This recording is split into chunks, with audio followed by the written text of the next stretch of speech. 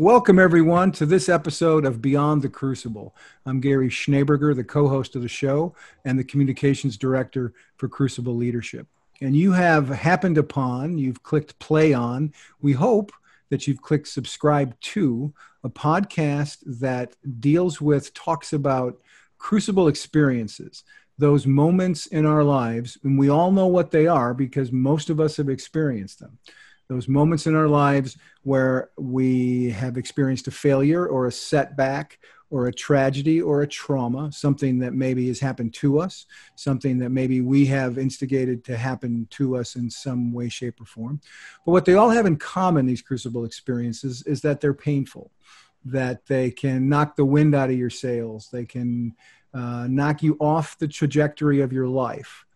And we talk about them here, though, not because they are painful, but because they can be overcome. We talk about them here because if we learn the lessons of our crucibles, if we apply those lessons and establish a vision that we make a reality, we can then point our lives to something more rewarding, and that is a life of significance. And here with me, as always, is the host of the show, the architect of Crucible Leadership, and a man who is indeed living a life of significance, Warwick Fairfax. Warwick, we got a good show today. Absolutely, Gary. Very much looking forward to it. And I say we have a good show today, listener, because our guest is Cami Smalley. And I'm going to tell you a little bit about Cami right now. Cami is a wellness coach and founder of Guided Resilience. And she offers a self-care and resilience process that transforms personal challenges into personal growth through mindful integration of mind-body evidence-based approaches for well-being. Cami works with HR, business, and healthcare leaders to develop group coaching and training programs to help develop the competencies they need to thrive. With decades of experience as a wellness coach, Cami makes sure that all guided resilience programs use evidence-based strategies to support efforts to stop the incessant pace and intensity of life. Breathe your way to stability and ease. Think about your self-care and growth process, and choose a life of your design. Her Amazon best-selling book, Mindful Pause, A Self-Care Guide to Resilience and Well-Being, serves as a tool to share her work. Welcome, Cami, and this is going to be a great discussion, Warwick. Thank you, Gary, and thank you, Warwick. I'm so happy to be here. Well, thanks so much, Cami. I just love the whole concept of guided resilience and your book, Mindful Pause, and love to talk about that in a bit. But I'd like to start just kind of how you grew up. I think you grew up in Iowa, I believe, yes. And obviously you've had some crucibles along the way. But just talk a bit about kind of your family and you know, who is Cami Smalley and just how you grew up. Oh, that made me smile having that invitation because I'm really fortunate because I really had a blessed upbringing in Iowa. I had a great family, intact family, great parents, two brothers and a sister. And then our extended family was, for me, family meant everybody, grandparents, aunts and uncles, cousins, and we grew up very tightly knit. We're a very active family, so movement was always a part of our playtime, and we worshiped together as a family. Keeping Sabbath was really important, and we would spend a whole Sunday at Grandma's house, and you know, at that time, my mom was a stay-at-home mom. My grandma was a stay-at-home woman, and they really made a beautiful domestic church. I mean, it was a time for us to be together, to relax, to restore ourselves. So I learned early on how important that Sabbath was. And then I was an athlete. So I think I learned a lot about discipline and hard work and victory and defeat. You know, while it seems, you know, not such a big deal as an adult when real crucibles come along, those early crucibles, I shared with Gary that, you know, our team got bumped from the state tournament in basketball, which was like a lifelong dream. And that was the first time a real personal challenge came. But, you know, death of family members from both illness and I had a tragic loss in our family due to violence. And so but that was all done in kind of the womb of a family where I was resourced so well to be able to endure those. And the context of faith to kind of hold that and draw meaning from it and hope. So that's my upbringing in Iowa. I often refer in coaching about the cow path, and I have to watch myself because not everybody knows about the cow path. But, you know, part of habit changing is trying to redirect those cows, those brain pathways in a new direction. And that's not easy. So that's an imagery from Iowa that has stuck with me. Right, right. I mean, with your upbringing be so idyllic, it's like, well, and we'll get to your move here in a bit, but why would you want to leave, you know, parents and grandparents and family in such an idyllic setting? It's like, well, why would you leave that? You know, what could be better? So I can totally get that. So talk a bit about, I think you've mentioned that you played 3 sports in high school. Where I don't know if these days they allow you to do that, because they tend, right. Yeah, you got to focus on, you know, whichever your main sport is. The coach says, don't you even think about playing those other sports. But so from what I understand, your team was like, you know, really good and expected to win states, and you know, people probably, parents, family, just assumed, oh, you know, this is your year, right? Yeah. You can't lose. All those awful phrases when people say that, because, you know, on any given day, anything can happen, sadly. Right. So talk a bit about that, because it might not seem that much now, but for teenagers or anybody, that can be devastating. That can be something you feel like, well, how can I carry on? I mean, it's easy to see just a game, but when that's what you love doing, and that dream ends. So talk a bit about that crucible at that time, and that dream that wasn't fulfilled. Well, you know, it's interesting. The way you asked that question makes me recall how deeply that wound hurt at the moment that it happened. And, you know, basketball is a winter sport. So I remember leaving the gym and just falling into a snowdrift outside. And it felt like I needed that fit for how painful the moment was, that I had to be in the painful cold. And it just really, really hurt. I remember feeling like life had ended. And I can see where young people have that very kind of short scope when things are disruptive. And I was a student teacher at the time also. And I remember showing up at the elementary school, 2nd grade classroom. Some of the kids had been at the game.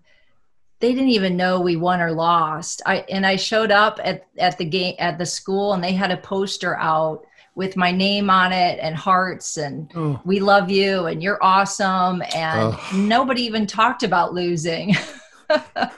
So that just really, you know, and I had a lot of adults, you know, trying to meet me cognitively and talk me through that. And it didn't compare to the innocence of children, just having that admiration for who I was as a person and just a beloved teacher of theirs. And that really turned my corner. That's funny. It's not so much you needed the cognitive, well, you know, you tried your best, you know, they were unexpectedly good and all the rest. And, you know, you're, I'm not I don't know a huge amount of basketball. Whatever your stats were, they could say, you know, Cami, your stats were good for the game. Yeah, right. Well, okay, thank you, but that doesn't help. You know, right. You did your part. Okay, so we still lost. And it wasn't the championship game either, was it? It was no. It was the sectional tournament time, and it was a team we had beaten twice in regular season play. We were expected to win. We weren't by any means expected to necessarily do well at state, but it was the trip to state that was so admired and sought after, and was an expected feather in our hat for an accomplishment for the years of high school. Not to dwell on it, but it's a microcosm. Afterwards, did you sort of beat yourself up and say, gosh, I should have done A or B? Or was it more like, it was more, well, I did my best, but we still lost? You know, I'm trying to think back. I don't think I dwelled there very long. Okay. I think that part of my resilience is, I know that what I drew from it was, yes, I always know I put what I Ken into a competition. And so I was confident that in that moment, I did what I needed to do. And Right. so it became more about in the present moment, how was I going to deal with this new challenge? Right. It's fascinating, Cami, to hear you talk about how those students just loved on you, just expressed their appreciation for you, and that you use the phrase, it helps you turn the corner. And Warwick, I've heard you describe in your own Crucible experience with the takeover bid, how for a while there you felt like, nobody loved you, or you weren't lovable. Not that nobody loved you, but that somehow what had happened had made you less likable or lovable. And that part of your bouncing back from your Crucible, moving beyond it, was also understanding that you were not your Crucible. That did not define you, and that there were other relationships and other emotions that people had for you that weren't tied to that at all. And again, for the listeners to understand, for a high school student to have not made it to state versus the heir to a multi-billion-dollar media dynasty, those are circumstances that are quite different for a Crucible. But listen to the emotions and listen to what got them past the Crucible. It was love. It was appreciation. It was these very simple things, and those things apply to all of us who go through Crucibles. Yeah, I mean, exactly. And it's well said. And obviously for me, it was more, I'm not defined by, whether my takeover bid succeeded, whether I'm involved in a 150-year-old family business. It was still hard. I mean, this was sort of the early 90s when it went under, and having a wife that loved me unconditionally, and it wasn't about the money or not. And obviously feeling like from a faith perspective, God loves us unconditionally. And, he has works of service for us to do, but his love isn't dependent on, what we do. So a number of things. And yes, family absolutely is important. So, so Cami, talk about, sort of fast forward a bit. I think you got married to a guy you met in high school. Is that correct? And you were settling in Iowa, and he was a doctor, but there was a move happened, which wasn't easy. No, that wasn't easy, because we had landed back at home, and that vision of life that I described to you at the start of our conversation, I thought was going to be my life. And, one of the things that I've learned is attachment causes suffering.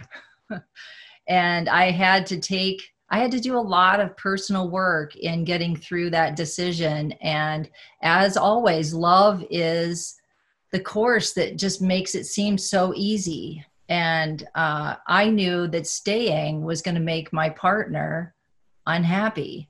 And I was being called to love in a way that asked me to give up something in pursuit of a collective happiness that I knew that we both needed to be happy in order for our family to thrive.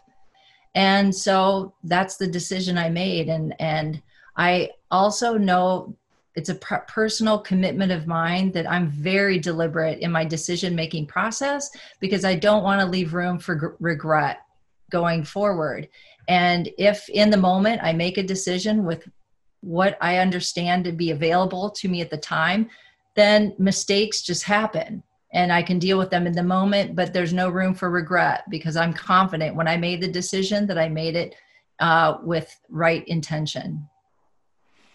Well, and that's such an important point. Is I'm also, as I jokingly say, when I don't make $2 billion takeovers, normally I'm actually a very thoughtful, considered decision maker. It was just like one massive aberration, and there are obviously reasons for that, which I've talked about on earlier podcasts. But yeah, I mean, just thinking it through carefully, and then say, okay, based on available information, that's the right decision for me. So that was a big decision. You obviously came to it collectively, but you obviously felt like it wasn't so much you were being pushed into it. You felt like it was the right thing to do. You obviously thought about it, prayed about it, talked about it, and you made that decision. But to leave a family when it's so close, I mean, I love that, the whole attachment thing you mentioned, but gosh, that is, I mean, that's got to have been hard. So, so you moved to Minnesota, and I mean, you're a strong person. You've grown up in a strong family. You're resilient. I mean, even the basketball game, it was very painful, but it wasn't like life was over. It's not Right. like you went into your shell for the next 5 years. I mean, it was devastating, but you moved on. Right. So, you're not somebody that's, you would think, gosh, you've always been resilient. I don't, obviously we're just chatting. I don't know you that well, but that would be my guess. Yeah. Yet somehow Minnesota was different. Somehow, despite all of this resilience, somehow it was really difficult. So talk about, why was it so difficult? What was the pain, and why was it so difficult, do you think?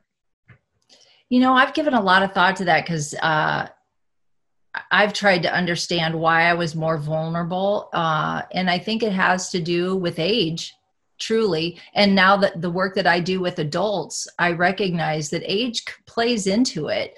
And so I think really my brain got tired. I spent a year in a new place, like even driving, your brain gets very accustomed to familiarity. And so everything seemed hard. Driving places, just trying to find the junior high basketball court that my daughter was competing in, and getting lost. And this was before GPS. So, it was me listening to John Denver play Take Me Home Country Roads as I'm wandering around a state I didn't know. So I think it was partly age and just fatigue. I think that having everything so new was compounding my fatigue, and then just being very devoted to try and resource my children first. So making sure they made friends, getting them, we're a musical family. So finding the right musical instructors, getting to know the teachers in the school system, finding new places to shop. I think it was just a cumulative overwhelm. And we hear that. I have a lot of clients that's part of what they're surprised when it's not a big crucible. Sometimes it's just that life mounts up with these tensions, distractions, irritations that grow into an overwhelming mass that leaves them feeling fatigued. And for me, depressed. Yeah, no, that totally makes sense. And do you look back and say, you were so focused on your kids and your family that maybe you didn't take enough time for yourself? And funny that my theme in life now is self-care. But I think I imagine a lot of mothers, the whole concept of self-care is like, are you kidding me? Who has time for that? I mean, that's right. just like, it's just, right. It's not, reality. Right. And whether you're a woman at home taking care of children, or my husband, and men or women out working in their careers, that tendency is so easy to prioritize so many things ahead of our own self-care. And it was my husband that, I mentioned earlier that it was the children. The universe has had beautiful ways to send teachers to me, and they're never consistent, and they come in so many different ways. It's been plum trees, my husband, children, the natural world in a lot of ways. But on this particular time, Steve and I were on a walk, and I really believe the body speaks the mind. And while I was having a difficult time, we were on a walk because I couldn't run. And he recognized my isolation in this transition time. And he encouraged me to look at a graduate degree, to get out and go engage in something for myself. And as we were walking, he said, "That's really exciting. I'm excited for you. I'm excited to see you run with this," which, the way he said it to me, because I was physically unable to run at the time, was my turning point. Again, it's funny how those, the apple falling from the tree, a stroke of insight. And that really began to shift my mood. I had his encouragement. I had this way of running that I had not thought of before. So that was real important. And I think you've mentioned somewhere around there that your parents, they were not well, or they had Alzheimer's. Was that around that time, or was that? That was a little later. A little later. That was a little later. So it was during my graduate studies that my dad became sick, and I adored my father, as a lot of people can say. And that was really, and he was so healthy. He was the athlete that always encouraged me to work hard. In fact, he's the inspiration behind clean and fill, clean and fill. He was a restaurant owner. So you were always busy. Even if it wasn't busy, you found ways to stay busy. And so when he got sick, that was a really difficult time for me. He was also the entrepreneur. He ran a restaurant. So at that time I was in grad school and I was working for a holistic health resource center, serving people with chronic illness. And I withdrew from that because they lived in Iowa and I wanted to be able to be present to my family during that time. But I also loved working. I knew that was an important part of my self-care. And that's when Guided Resilience was born, as at the simultaneous to my dad's dying. And I think I was living into, a genetically endowed gift of having my own business. It was my dad's life, his love.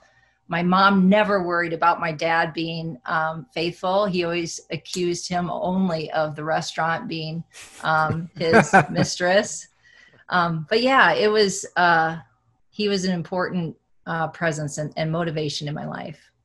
That was another tough crucible. So between your dad and this move to Minnesota, it seems like Guided Resilience was born out. How did that happen, and how did that grow out of your experiences?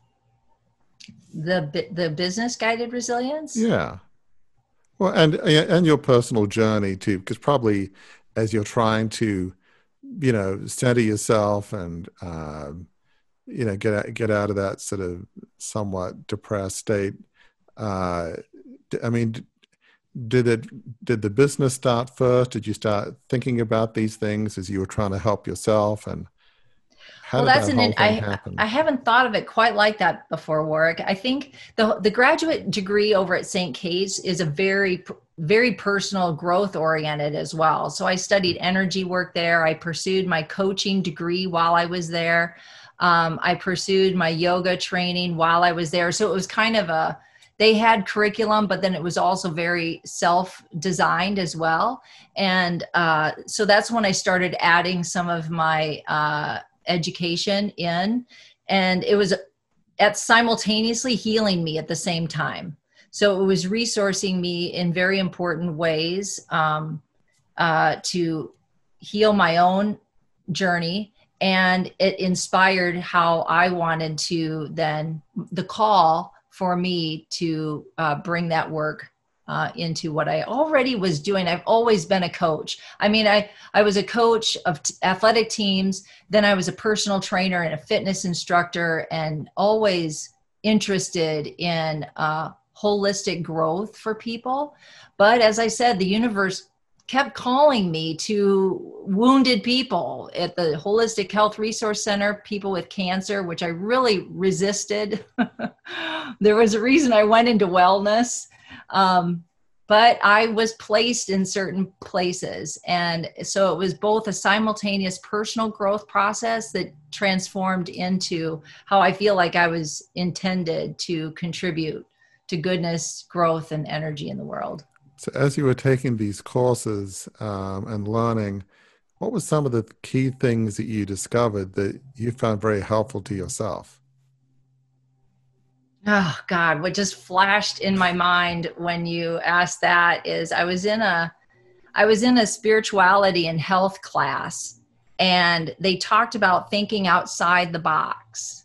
And that's been a really consistent theme, because my box I was a cradle Catholic. And as I described my childhood, very safe and homogenous and a lot of good qualities, but I didn't have a box to get out of. I had a fortress. My box had like 6 foot thick walls.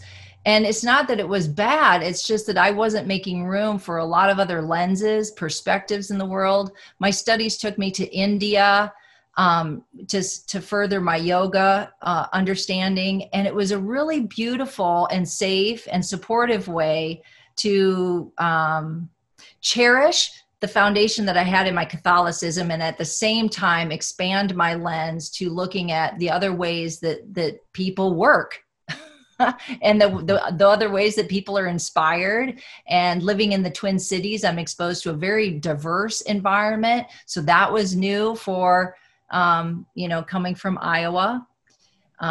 So I think that was an important part of that journey.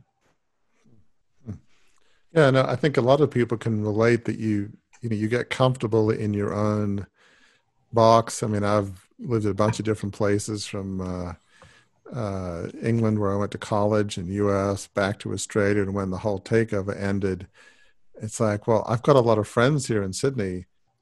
I really don't want to leave, but it was clear that I had to, because it was such a prominent thing. I couldn't really carry on a normal life. But yeah, I get comfortable with my rhythms, as I call them. And I don't know, I've lived so many different places. I guess it seemed like I'm adventurous, but in some ways not. I don't know. I kind of force myself bit by bit. But I think most people are like that. That very few people like doing new things, irrespective of the culture. You get comfortable, but yet by not trying new things, comfort is not always good for growth. To grow, you've got to have some level of discomfort. So I imagine with those walls coming down, you probably made some conscious, thoughtful choices that I got to get out of this box here. It's not good for me to stay in the box. And there's always reward with that, right? I mean, it's scary at first, but seek and you find. And right. I learned early on that if I keep seeking, I trust that on the other side of that unknowing is going to be reward. And that has proved to be true. And that brings me to one of the words or phrases that you used, Cami, when we talked first. You talked about meaning making and the importance of meaning making. How does that, for people who are listening, they've been through a crucible. They may be in that more stuck point, that more high-centered point. What is meaning making by your definition, and how can that help move you beyond a crucible experience?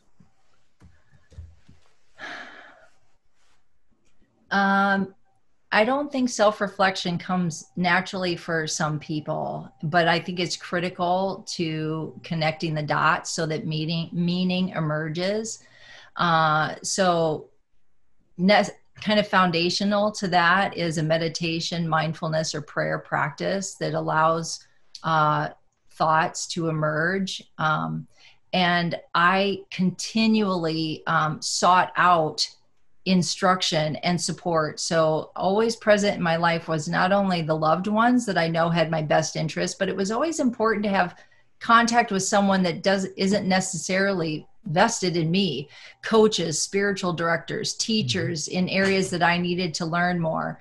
And so by the inclusion of other instruction, then bringing that into meditation and prayer and beginning to process it. I often joke with my family about the gospel according to Cami, because it is, we know that the events in our life are we're meant to learn from them, and we can only best learn from them. Learning for me means having a lot of different resources and information, and then me synthesizing it based on my perspectives and intuition. And so I think that's how it happens for me.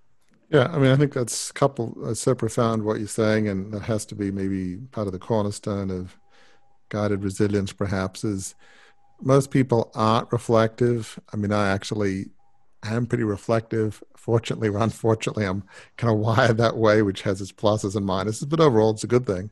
But just reflect on kind of what's happening, what am I feeling? I know for me, if I'm feeling depressed or agitated or even angry, I have to understand why. Why am I feeling this? Sometimes I don't know. Unfortunately, I mean, my first stop is typically to my wife, who knows me very well, say, why am I feeling this? And 8, 9 times out of 10, she'll get it and let me know, and that helps. But yes, so self-reflection, meditation, prayer, the different ways of doing it's critical. But then the second piece you said, outside resources, obviously it helps if you have some support within the home, and some do, and not everybody does. But whether it's at church or coaches, counseling, a lot of folks think counseling is a bad thing, but it's not. I think, it's hard. I don't think there are too many people that can't be helped at least a little bit by counseling. I know I've been at times, definitely. But that outside help who can give you a perspective or just ask you that right question that unlocks learning and understanding.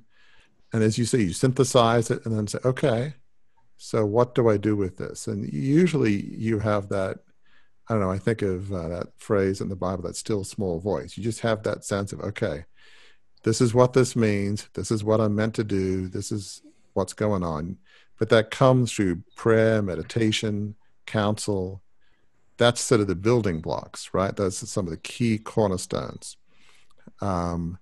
So, yeah, talk about some of the other elements of guided resilience, because is that a fair statement that part of that is start with self-reflection and outside counsel? That's part of the vision. Yeah. I mean, I build self-reflection in guided resilience. Kind of the methodology is grounded, growing, and gifted. So it's grounded. And this is my personal approach too. It's grounded in evidence-based practice and an understanding of the holistic nature of all things. And those lenses also don't come very naturally for people. We get very siloed and try to solve problems in a silo and not recognize the holistic interconnectedness of things. And then evidence-based, we're in a really exciting time in seeing the bridging between science and spirit. And I feel really comfortable and called to walk that line, Warwick, as you mentioned, in the way you approach your conversations. I think that there's being made plenty of room for us to have conversations about really deeply meaningful human experience from a lens of scientific understanding now is really ramped up, and from the wisdom traditions that have been trying to describe it as best as they could for thousands of years.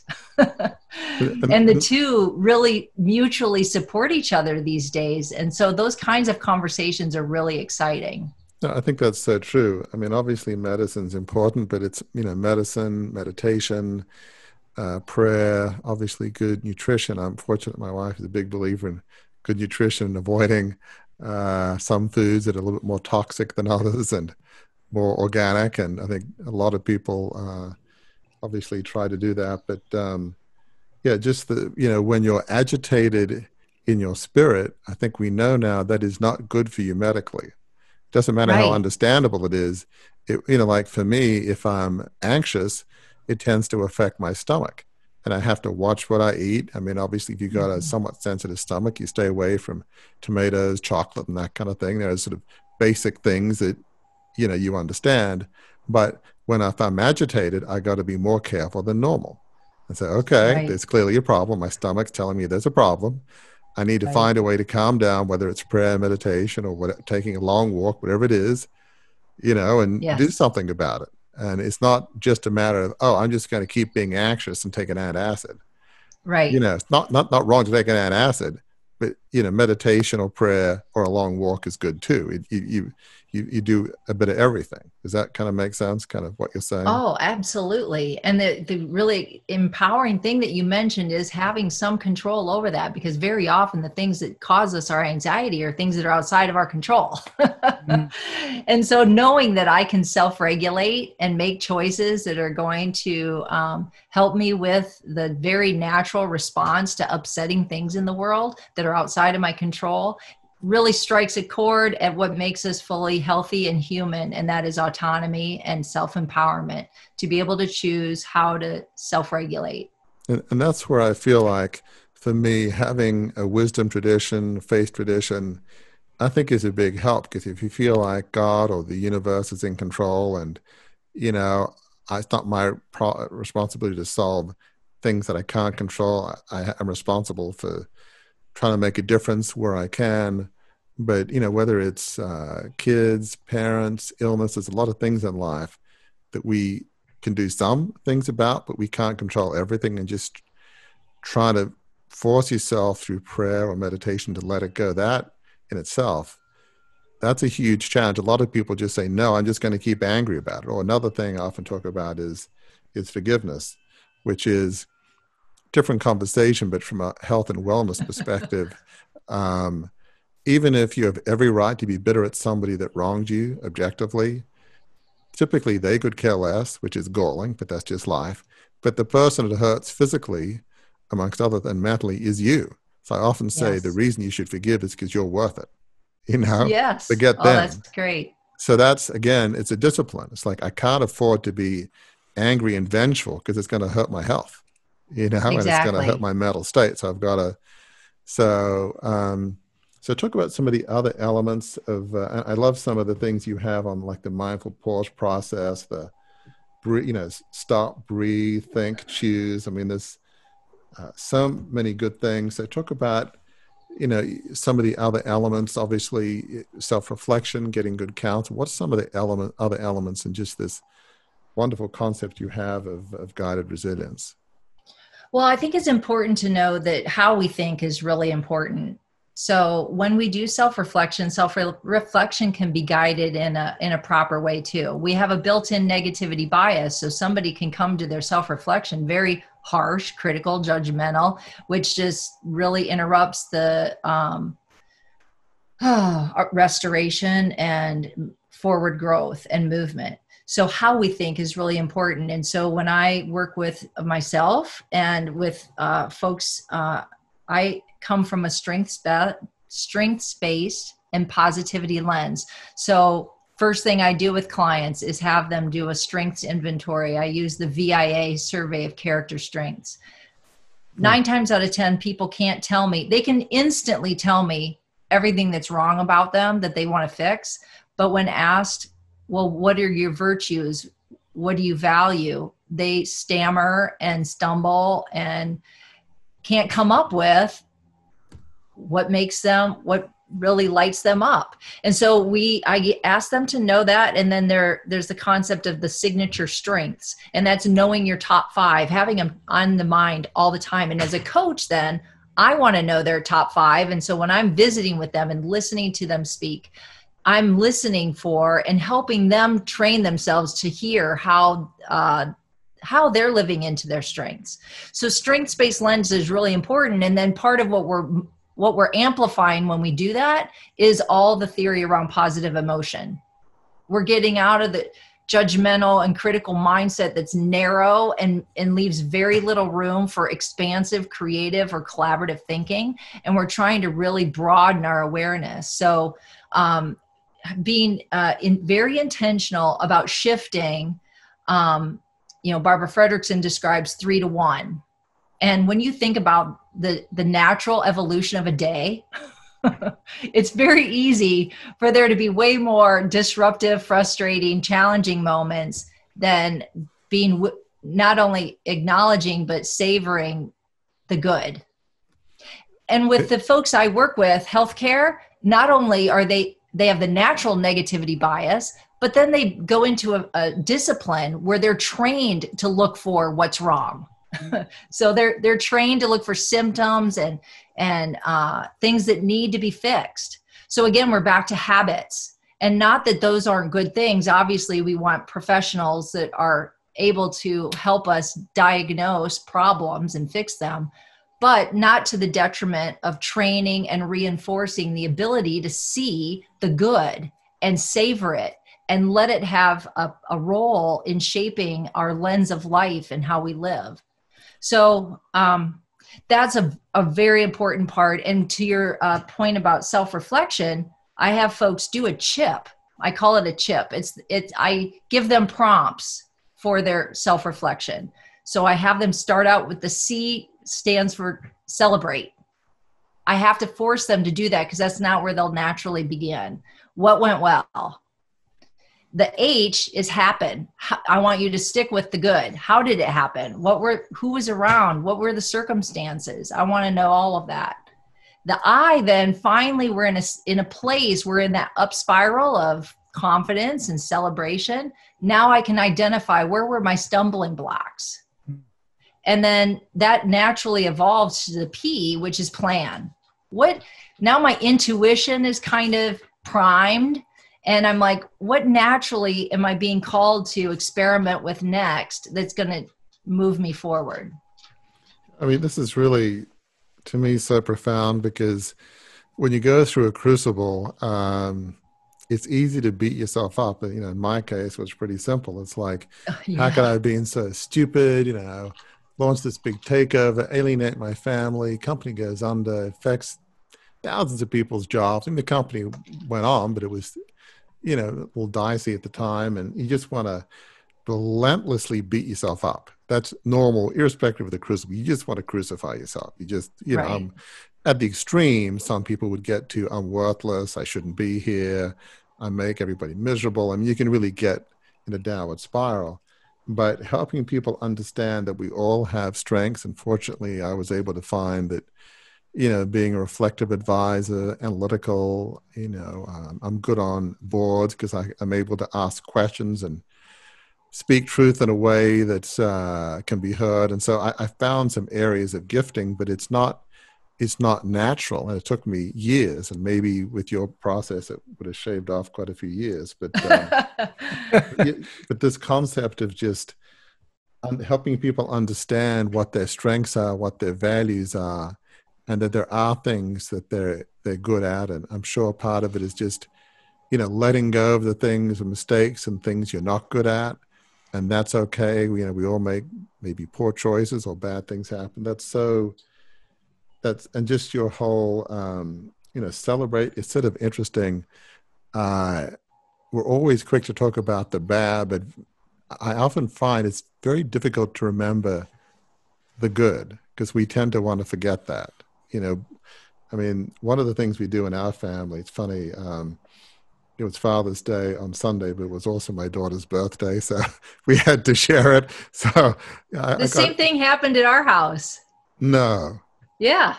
Yeah. My husband, obviously Father's Day, and Meredith, our oldest, her birthday's on Tuesday, but we used the weekend to celebrate her birthday as well. Yeah. So I at least got a couple hours in before we shifted to the main event, but that was all good.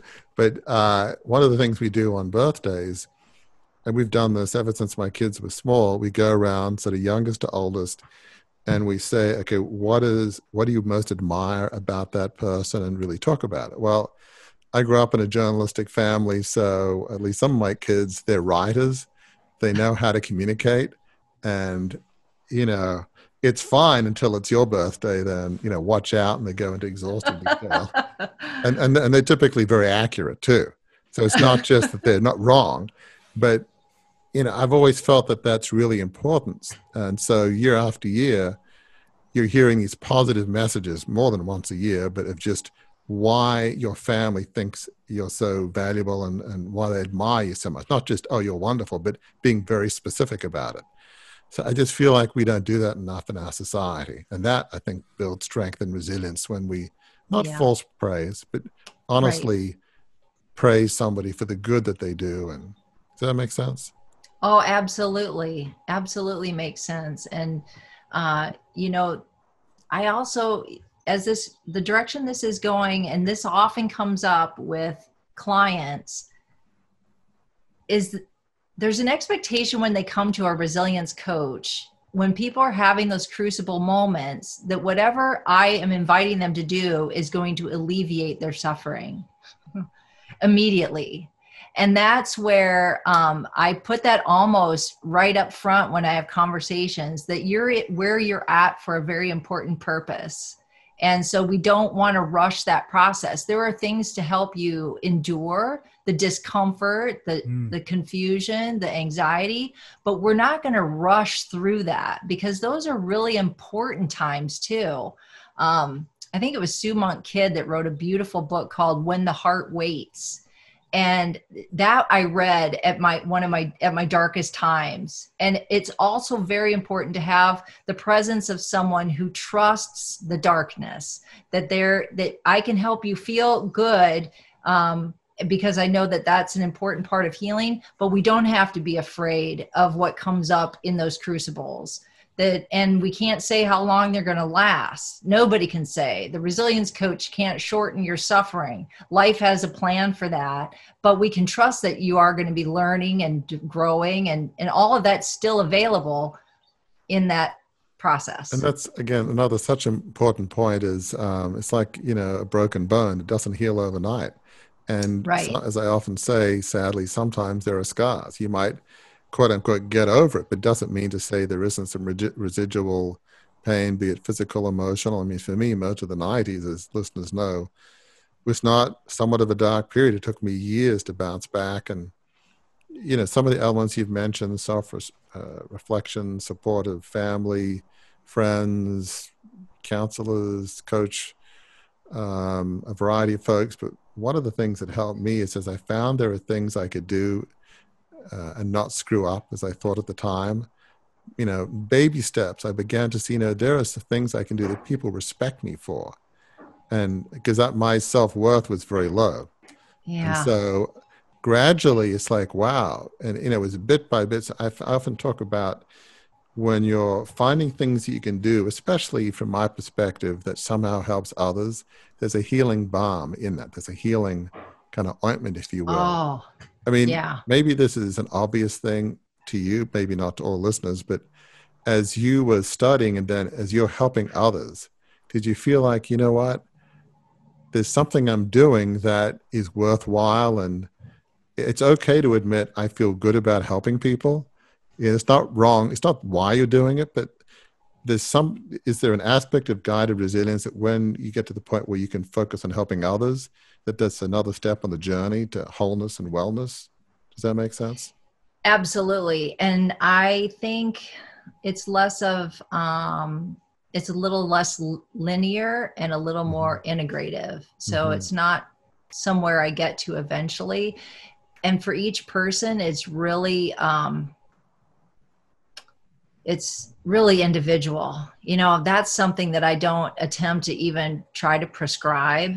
I'm thinking of a cancer survivor that I worked with at one point who was so fatigued by her treatment, not only the disease, but the treatment causing additional illness that she couldn't serve. I mean, she couldn't even mother her own children. Right. And she found joy. She expressed her finding joy in watching her mother serve her children, to watch her mother be happy when happy was really hard for her to muster up the energy for.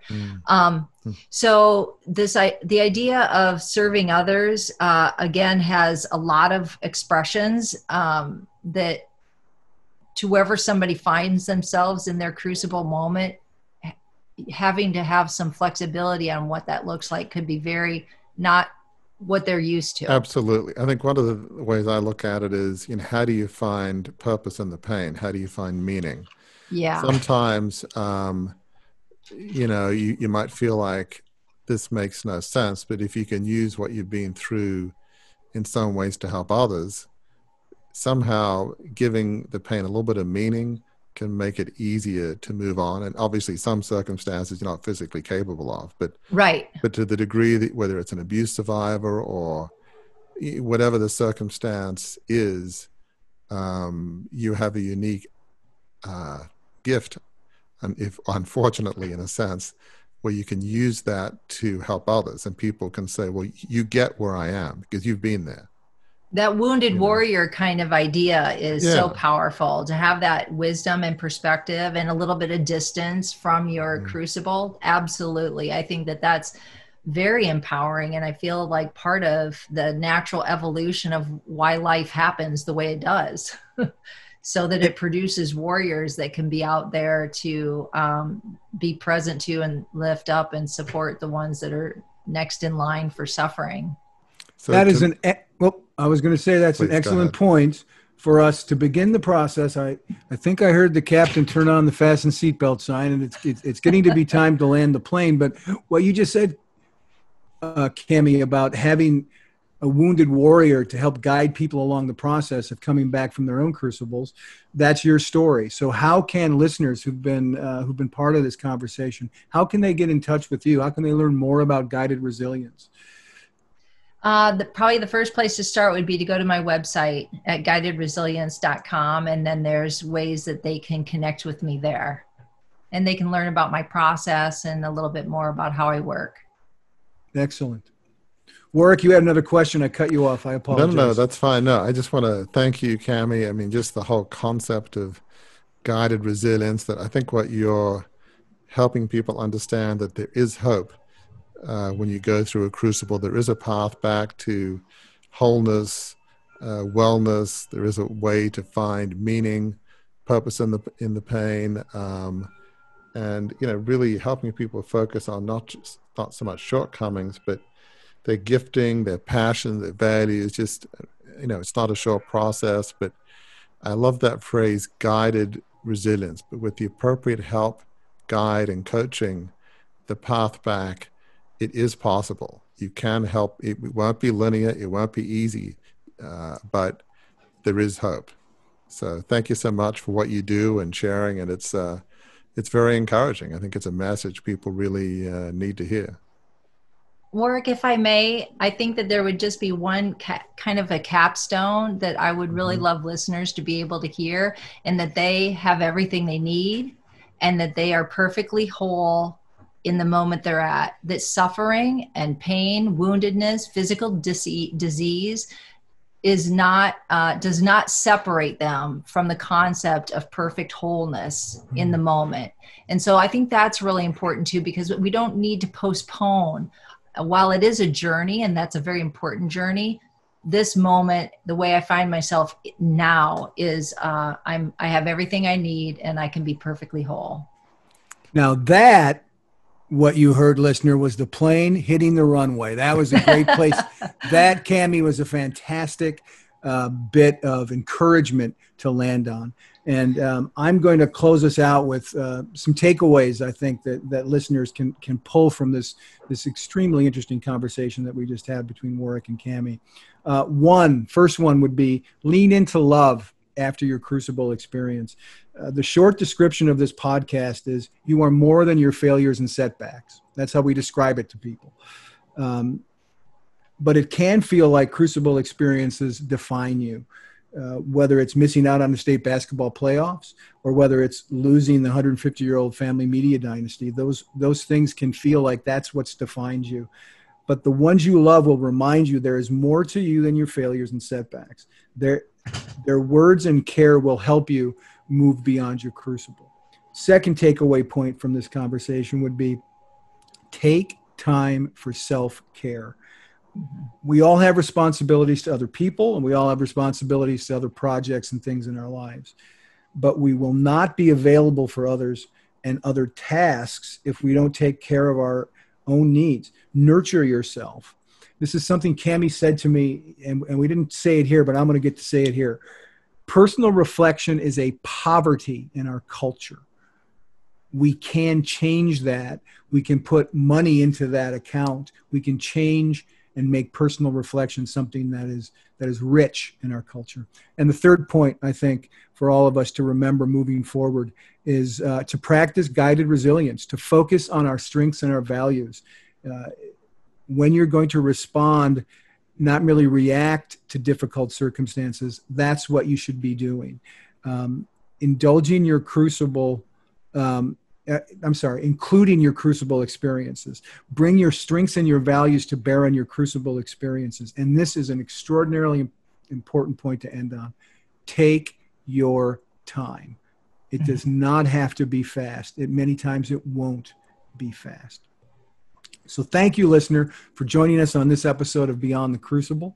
Warwick and I would ask that you do us a little favor on the podcast app in which you're listening right now. Please click subscribe. That will help us reach more people, and it'll help ensure you that you will not ever miss an episode of this podcast going forward. So until the next time we're together, remember that crucible experiences are something we pretty much all have in common. They're painful. They can knock us off the trajectory of our lives, but they're not the end of our stories. They are, in fact, if we learn the lessons of them, apply the lessons of them, apply some self-care, they can be the best new chapter of our lives. That does not mean that chapter is going to be written quickly. It may not be a novella, may be a James Michener novel, it may be a long book, but those books will be written and they will be the most rewarding chapters and books of your life, because where they end up, the last page of that book brings you to a life of significance.